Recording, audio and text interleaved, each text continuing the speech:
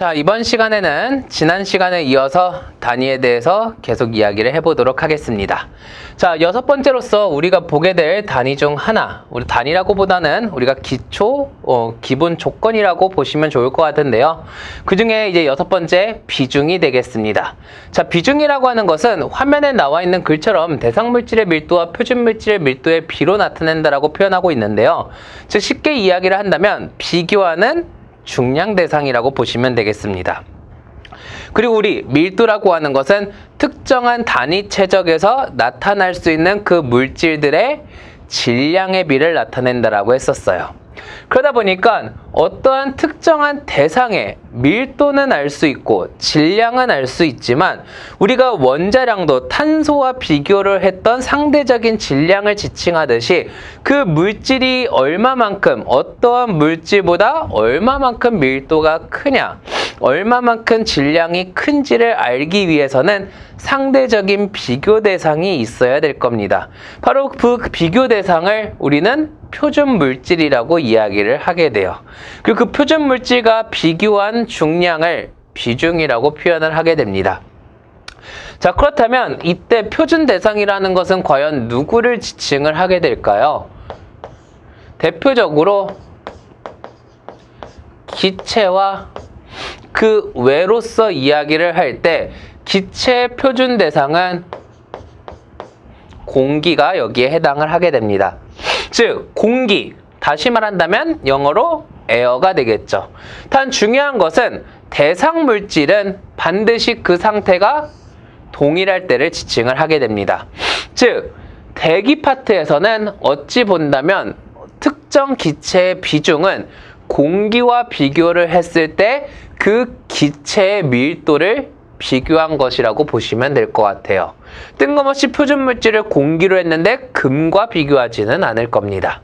반드시 그 형상이 어느 정도는 같아야지만 비교 대상으로 할 수가 있게 되겠죠.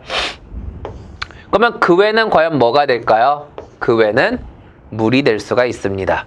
그래서 보시게 된다면 단 중요한 것은 물도 그렇고 공기도 그렇고 우리가 나타낼 수 있는, 즉 여러 가지 조건, 온도가 있을 수가 있고요, 압력도 있을 수가 있고요. 그 무궁무진한 조건들을 모두 다 표준 대상이라고 하지는 않을 겁니다. 그러면 공기와 물이라는 이제 표준 물질은 알았지만 그러면 그 표준 물질의 대상 조건은 어떻게 되느냐? 물은 순수한 물 4도C와 비교를 하게 됩니다. 그 4도C의 물의 밀도 지난 시간에도 이야기를 했듯이 1을 기준으로 한다라고 했었죠. 다음 공기는 얼마를 기준으로 하게 되느냐? 표준이라고 했으니 그 표준 상태의 공기가 돼야 될 겁니다.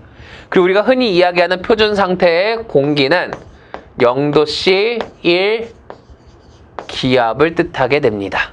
그래서 이 상태에서의 공기와 물과 비교를 했을 때 대상 물질이 얼마만큼 밀도가 크고 작으냐, 그걸 비교하는 것을 비중이라고 한다. 이렇게 이야기를 해볼 수가 있게 되겠네요. 그럼 7번째, 비중량은 뭐가 될까요? 바로 단위 부피당, 우리 아까 질량을 밀도라고 했다면 비중량은 중량을 이야기를 하게 됩니다. 즉 비중량은 어찌 본다면 공학적 표현의 밀도라고도 이야기를 하게 됩니다.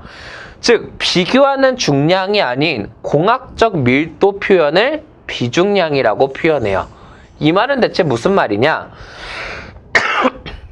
자, 예를 들어서 우리가 부피 이야기를 했습니다. 근데 중량이라고 하는 것은 지난 시간에 언급을 했듯이 질량의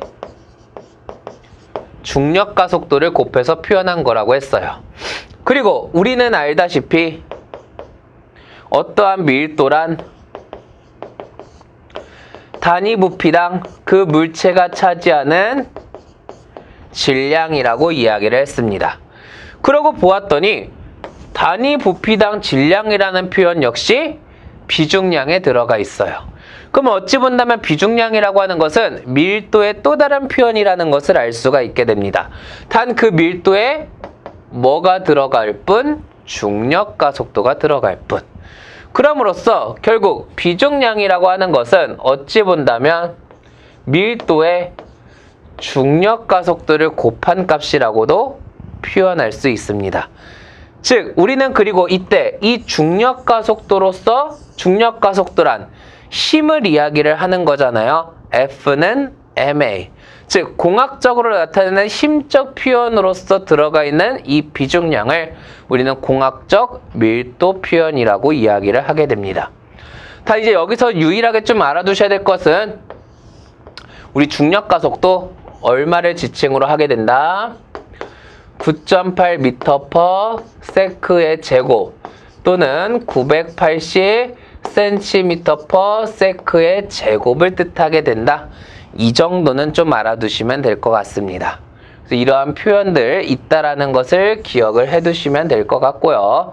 그래서 뭐 비중량 자체가 사실 중요하게 다뤄지지는 않지만 이 중력 자체는 우리가 나중을 위해서는 꼭 기억을 해두셔야 되기 때문에 미리 중력 가속도는 9.8m/s의 제곱 또는 980cm/s의 제곱이라고 표현한다라는 걸 알아두시고요.